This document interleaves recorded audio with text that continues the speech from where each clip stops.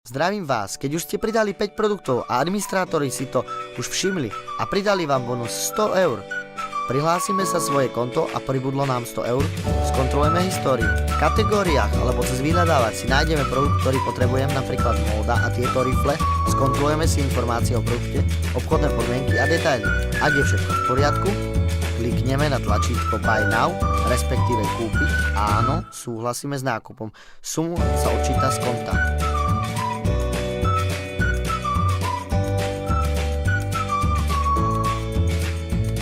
Predajca dostane informáciu o vašej objednávke e-mailom i záznamom do Active Order, kde je možné komunikovať s predajcom.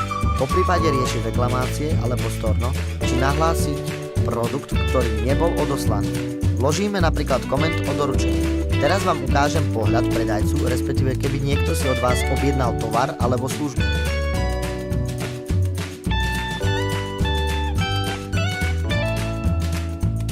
Kliknime na Active Order.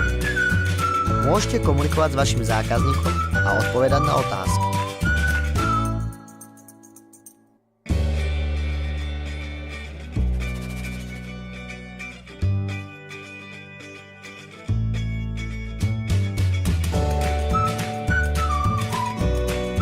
Máte dve možnosti: akceptovať alebo zamietnúť objednávku.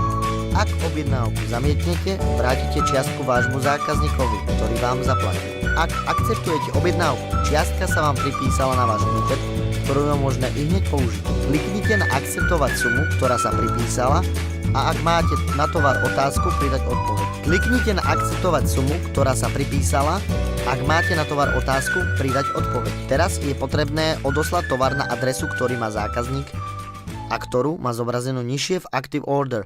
Ak ste balík odoslali, kliknite na tlačítko Mark Ship. Teraz vám ukážem pohľad zákazníka, ktorý potvrdil vašu objednávku, že bola doručená a bola v poriadku. Potvrdíme, napríklad sa poďakujem, objednávka je uzavretá a zaradená do histórie.